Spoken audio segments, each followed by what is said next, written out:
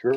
Good day, podcast community. We are here on Monday morning. Not many people are on our podcast this early at the beginning of the week, but Phil and I met at the American Legion and we had a wonderful conversation at our table. And so now I wanted to bring Phil on to really share a little bit about his journey to give people an idea of who Phil is. So, Phil, tell our viewers who you are, what you do, and who you serve, and then we'll get into our podcast. Okay. Briefly, my name's Phil Branon. I live out in the Powder Springs, Echo Mill community of Powder Springs, West Cobb. Been here right at 30 years. Got 4 daughters, ranging from 23 to 31. You can go ahead and send in your prayer request for that. Grew up in North Carolina. Both my siblings were ladies as well. And dad passed when I was 14, so had to grow up in a hurry. And through that journey, I ended up at the University of North Carolina at Chapel Hill and studied broadcast journalism. Didn't end up doing it as a profession, got in the sales profession, working in the commercial flooring business for 2 great companies. Still working for one of them. There's one great one still. And but always had the itch to do something of this nature. And now with podcasting coming into more of a mainstream media and print media going largely by the wayside, it's a natural progression. And when we met, obviously, if you remember, I asked you, do you ever watch any podcasts? And the guy across the way was just laughing. I didn't know who he was. And he pointed at your shirt. And then you turned towards me and Podcast Pete. And I went, wow, he really knows how intelligent I am right off the bat. So, but it was funny because it's like a lot of famous people like it when someone doesn't know who they are. And I thought you probably got a kick out of that. I had no idea. Oh, you ever see a podcast? So, but yeah, podcasting is a great medium, and I love that you and a lot of other folks are moving it forward. And who knows? We could be the next Joe Rogan and Tucker Carlson. Who knows? Yeah. Well, what I think. One is you couldn't see my name tag, so there was nothing that you could identify. But when we sat down and we just started talking, it was a kind of a reunion, not a reunion, but a connection of friends, because we were just chatting about things and talking about different topics and having a fun time.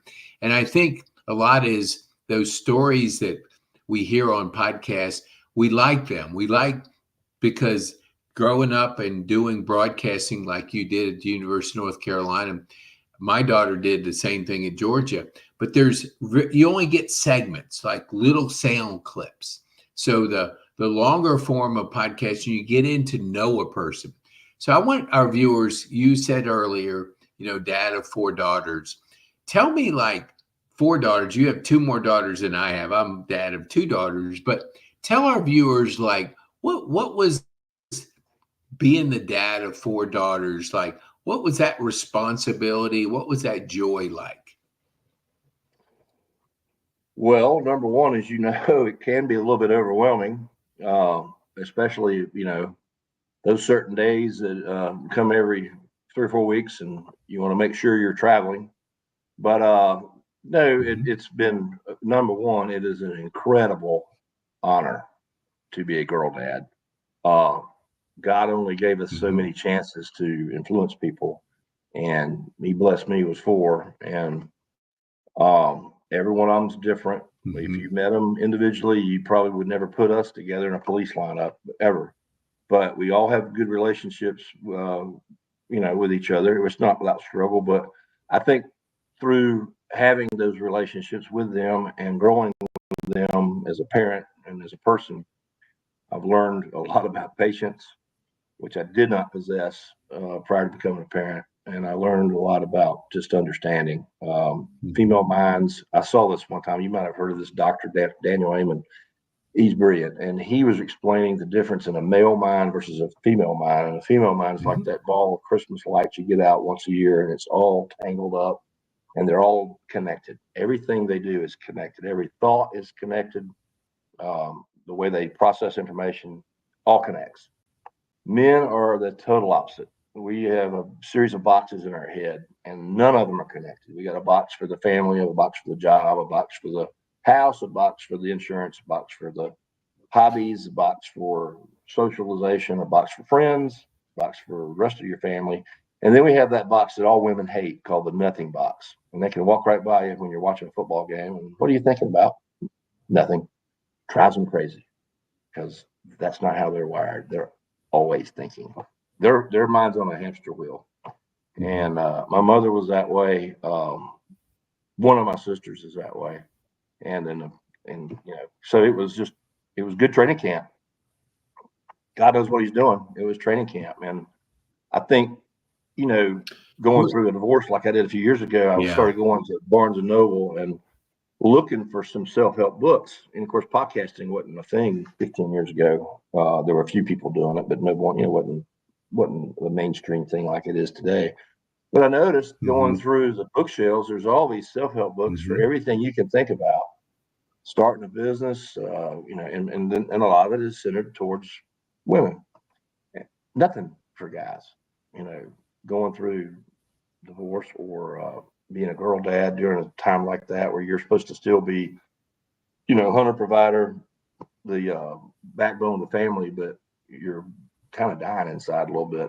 So I thought, there's a tremendous need out here for there's a vacuum of knowledge out here that a lot of guys have that just don't know how to get it out in the market. And I was one of them. So, what would you say? Like, yeah, no, I totally agree with that. When you have four, talk to our viewers about the individual nature of each of your daughters, because I think that presents like such a complex structure because they're all unique. But just kind of share with our viewers how you handled that. wow, you really want me to make sure that none of them watch this ever again? uh, in generic terms, it's funny, you kind of see early where people's interests are. And when we were little, all of them played school. And we had the house we live in now, we have a finished basement, and there's a big room there that my old company used to have a side business that sold marker boards. And those things are ancient by now. Now it's all, web based and technology based, but it was the old school whiteboard. So a buddy of mine and I hung one in that room when we moved in this house 22 years ago, and it finished the basement. And they would play school down there, and it was so funny to watch them interact. You could tell which ones took charge. You could tell which ones were would rather sit back and kind of watch things develop.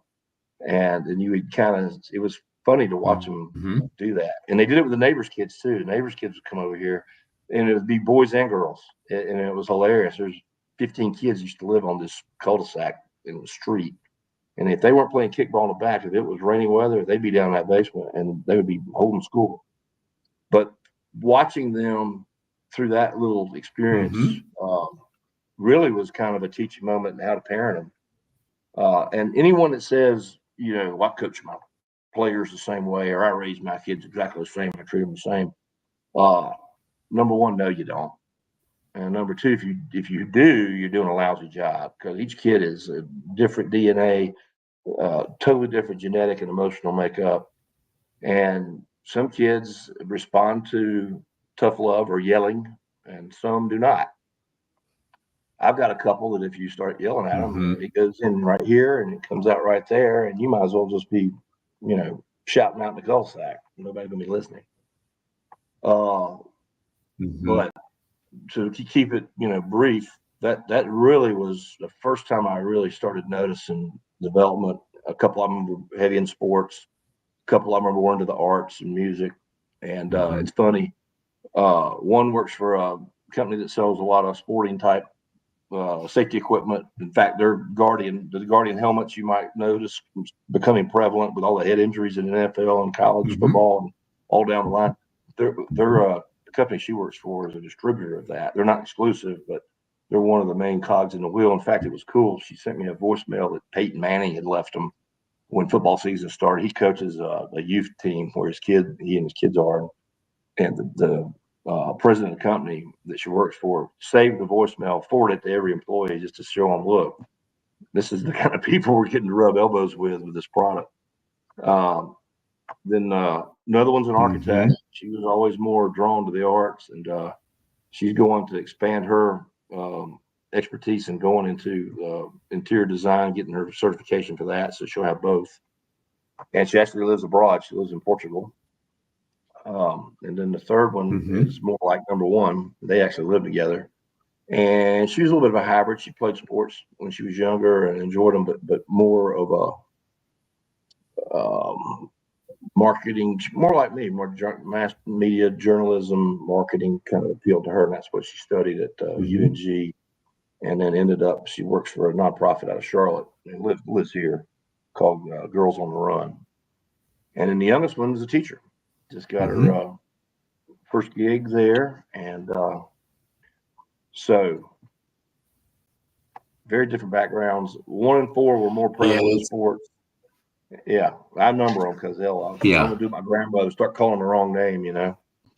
My grandmother called me my uncle's name when I was young because she would get us mixed up. Yeah, oh, I know. So I thought my name was for our viewers out there, I'm wondering, I was doing some recording earlier.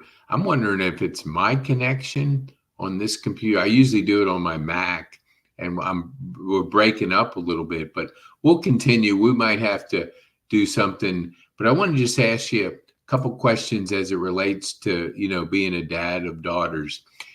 I heard Seth Godin say the other day that everybody is in homeschooling. And then he explained it like this. When you look at the amount of time that, like when they're growing up, that they're actually being schooled by somebody else, let's just say it's 7-8 hours, the rest of the time they're with you and they're at home. So he said, really that precious time when they're at home with dad and the mom and the family and the sisters, that's like homeschooling, because that's where they get their foundation of schooling. It's funny you said one of them is a teacher and you're playing teacher in the basement writing on the wall. I have one that's a teacher too, and she homeschools. But I think that whole concept of teaching, that whole concept of them learning with each other, what would you say, was there times if you had to advise a person that's starting out, younger Phil, and you were giving them some advice on how to raise 4 daughters, what would you share with them today? Oh, either pick whiskey or gin. That's a joke. No, I guess we have a delay. You know, what I would say to anyone that has, we do. I'm yeah, go ahead. Anyone that is in that, I don't want to call it predicament, honorable situation, and it is an honor to be a girl dad, is to learn to listen. Don't try to solve their problem. They want you to listen all the way to the end. Men are fixers. Another thing Dr. Amen talked about. Men are fixers. They want to, you know, whenever there's a problem, we want to just solve it. We want to fix it. Women are conversational. That's why women, you know, you see women are more interactive. You know, dudes might go years and not see each other. They usually can pick it up right where they left off. Women are more cohabitational. They crave that, you know, that's why small groups at church are more women. That's why you call it the beauty shop phenomenon. Women go to the beauty shop. Sometimes not the most positive environment, but my aunt had a beauty shop, so my mother and sister would drag me with them. I would just beg to stay back with dad and drive the tractor on our farm, but I would have to go sometimes because he had other things going on. And learned a lot just sitting there listening to them talk about each other. And then they're the same women that are on the front row at church the next day, so it's kind of funny. But you know, small town USA stuff. But if I had to give any advice to guys, it would be listen to them, don't try to solve it. They just want you to listen and just be there. And when you're Mhm. there, turn the TV off, turn the ball game off. I didn't do that. Turn the ball game off.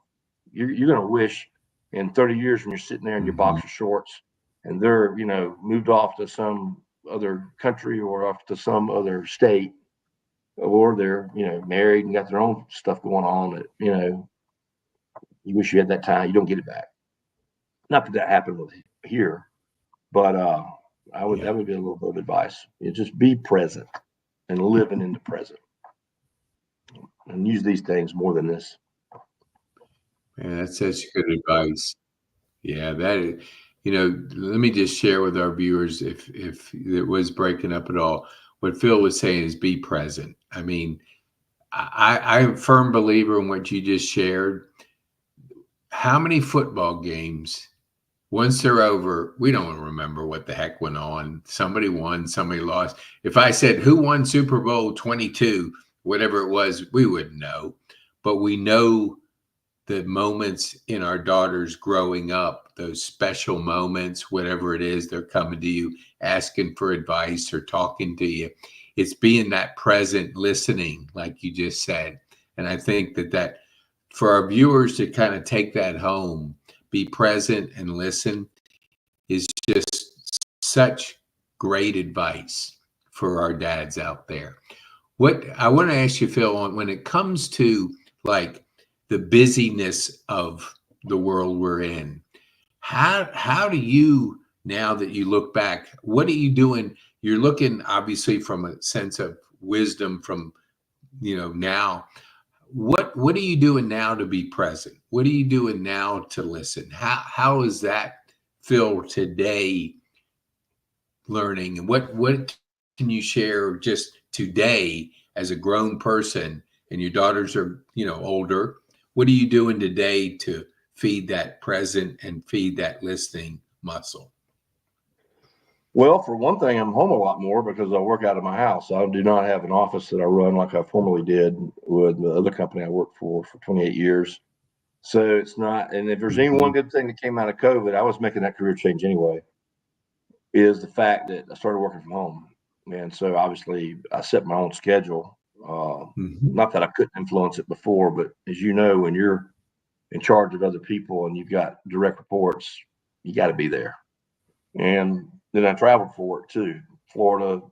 Tennessee, Carolinas was always part of my Alabama, part of my territory. Drivable, but I wasn't here a lot, but I was always here when there was an athletic event or a couple of them danced when they were little. I made it to almost every one of those if I didn't make it to all of them. And I think you got to be there. They know if you're there or not, and if you Mhm. can't be there, they know if you tried. So to Mhm. reiterate our point earlier, you do it on their terms too. You can't just fake your way through. Like a lot of parents think that they can buy a kid's loyalty. They see through that. They're a lot smarter than that. I mean, you hear the stories about dads that are gone all week and they get up on Saturday morning, go play golf for 5 hours, and then they won't force family fun time Saturday night. Well, guess what? Their kids got stuff going on too. They got friends too. So that leaves Mhm. Sunday, and that's it. So what's that? 13%, 14% of a week you may get with them if you're lucky. Yeah. And it was all because you decided you're going to go play golf or you're going to play, in some places, tennis or whatever, and not spend time with them with their activities or something they like doing. And it's just, number one, it's selfish. You know, you brought them in this Mhm. world. It's your job to coach them.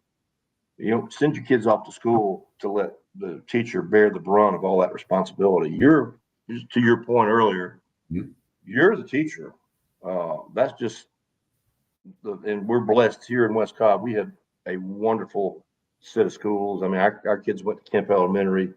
Kudos to everybody that's been in that administration, has done an incredible job keeping that environment there so positive for learning.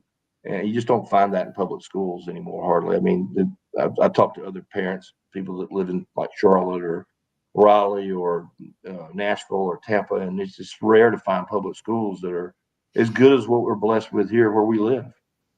And I think that was helpful. Um, Mhm. we as a family were always involved there. There's a foundation there we were part of that at Kent, that when it was just going, we raised money through, we had a camping, we called it camporee. So, the family would camp out and then you would pay for the campsite. And that money actually ended up going back to build a track at the school. And then other fundraisers we did throughout the years there. So that it builds up a lot of camaraderie. The same thing through Hillgrove High School. We've been pretty involved there. And, now I don't have anyone there, but I still like to go to the events over there. I know some of the coaches there still. So I think just being part of the community, if they see you're part of the community, that's going to rub off on them when they, become of age to where they can be a positive influence and say, maybe I need to donate to the fire department, or I need to, work that soup line on Thanksgiving morning, or help fundraise for. Well, look at what we just had in North Carolina. We're near where I grew up. They were about 100 miles away from all the damage, but I mean, there's multiple ways of getting plugged into where you can help. If you can't be there yourself, you can always help financially. And a lot of my friends do that, and I do that. So, and the Legion, that we belong to, is extremely active in the community, and your kids see that, and they know what you're doing. So I love that. So something you said earlier, I want to go back to, because I want people to kind of get your viewpoint on it. You mentioned about ladies in small groups, and the guys tend to sit on the outside, not wanting to be involved in that. Could you share with our viewers what your experience has been with men's groups? And because we have a common friend, Tom Gray, that we kind of, when we started talking about, men's group, you mentioned him, and I knew he had been doing this, but just share with our viewers what you have benefited, how it's helped you in your journey and your story. Well, let me rewind a little bit back to help you give you some perspective. I grew up in a typical Southern Baptist church. So, you went Sunday for your whipping. And, the guy's usually up there wiping his brow, sweating, yelling at you. And when you're a kid, that's not real enticing. And today's generation, again, the yelling part. And so that's when you start seeing the praise band show up, and church became a little more cool. But the way I really got plugged into spirituality was through small groups. And I'm lucky enough to have 3 of them I'm a part of when I'm in town. I go to all Tuesday mornings, Thursday mornings, Saturday mornings. Mick Knox, who is a local son of a old Pentecostal preacher here, has a great men's group at 6 o'clock in the morning on Tuesdays, and have been going to that for several years. And then there's this real small group on Fridays or Saturday mornings at Morris Hill Community Church. But Tom's group at Marietta Country Club is phenomenal. Even during COVID, we would meet online virtually, and we had 70 to 80 people every week. And now that we're back, we've been back live for years, but there's usually 50 guys in the room, and then there's about 20 or 30 joining virtually. So you're reaching a lot of people every week in the community, and it's still growing. And it's wonderful to see. He brings in guests. We've had Dr. Youssef's son from Church of the Apostles there on 75 and Northside Drive come and share with us. We had a testimony from a gentleman just recently who was converted from Islam, and they grew up in Africa and came over here, literally with nothing. And he is just so grateful for I wish everybody could have heard that testimony. The guy broke down numerous times. He's just so thankful to be here. And, today you turn on the news and all you see is the bad. You forget how fortunate we are to live where we do and have the freedoms that we have. And, it's amazing to see someone's perspective from the outside.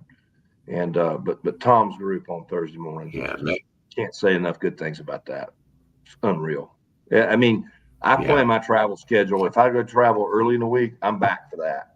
And if I'm going to leave late in the week, I usually leave Thursday after that to do a down and back, either to Birmingham or wherever I'm going. I don't want to miss that. But if you do miss it, you can watch they record the message. So it's an excellent way to get plugged in. I encourage all men to be part of small groups. they're invaluable. Hmm. We're supposed to be leaders, and we sit there like a bump on a log 90% of the time, and just let the women do the heavy lifting, and that's not right. That's not right. We Hmm. need to be the spiritual leaders in our family, and I didn't do that for a long time, and I don't. I do regret it, but you still can. You still can make it right. That is awesome. I love that. Now, if somebody's wanting to reach out to you, I'm going to put your information up on the screen. So share with our audio listeners, how can they get a hold of you, Phil? Those two ways are the best way. 770-767-1899 or philbranon1@gmail.com. Or if you want to hear some real silliness, just go to Unwind and Tapped at the corner of Mars Hill Road and or actually it's Due West Ackworth Road and Due West Road. Uh, Thursday nights definitely, Friday nights some, and you'll see a few fools sitting there, and I'll be one of them. But it's a mix of just great conversation, and we don't really get too spiritual there, although we're having spirits. But I mean, it's just a great place to share with Yeah. guys in the community. And Yeah. I always kind of, when I was younger, I was always the youngest dude that hung out. I hung out with my sister's friends. My middle sister played 3 sports. I rode to school with her. Yeah. So these guys always kind of took me under their arm, their wing, and I thought that was cool.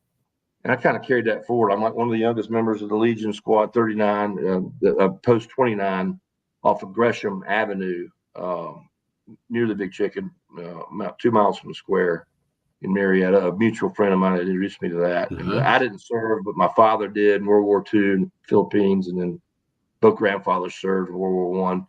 And it's just, you just sit there and soak in the history these guys have, and they're not boastful. You have to kind of pull it out of them at first, but once you get them going, they start sharing.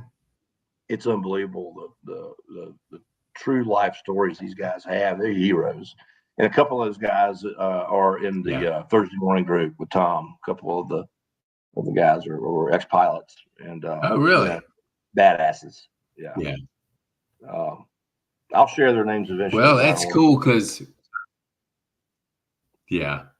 Well, I want to just thank you for being our guest and being on, and encourage our viewers, if you want to reach out to Phil, because I know he got a little bit the sound here. It's 770-767-1899 or philbranon1@gmail. And just so, especially if you're interested in a small group, being that Phil, you're in 3, you could probably direct people that, depending on their area that they're in, to get plugged in, because it is, I agree with you 1000%. It is so important to be plugged into a community of men's. So, because, outside it's tough because they're putting a lot of pressure on the guys. Guys need to get together and to be able to connect as a community, and a small group is a wonderful place to do that. So, Phil, as we wind down, tell our viewers, what would be the one thing you would want our viewers to take home from our time on this podcast? As a parent, a lot of our focus today was about parenting. I would just say, be present. I think that's a simple summation of a lot of. I watch a lot of Simon Sinek. He's kind of a newer podcaster Mm-hmm. slash speaker, and he's a dual citizen of England and the United States. He reaches a lot of youth, people that are starting their working careers, and the way he does it is so cool. He is just an incredible listener, and I just think that's what you need to take from people like him is if you just open these and close this and um, be present when they're in the room with you. Turn the ball game off. Uh, if your buddy calls, let it go to voicemail and call him back. You know, um, nothing is more important than the role of parenting Mm-hmm. young people. And we've lost our way there in this country, and it didn't happen overnight. But we just got distracted. We let life come in and kind of suck the life out of us as men, You got to be the leader at work. You got to be the leader at home too. And it's more important, frankly, to be the leader at home than it is at work. So that'd be my message. Mhm. Hey man, that's so good. Thank you, Bill. Appreciate you being with us this morning, and thank you so much for being our guest. My pleasure, Pete.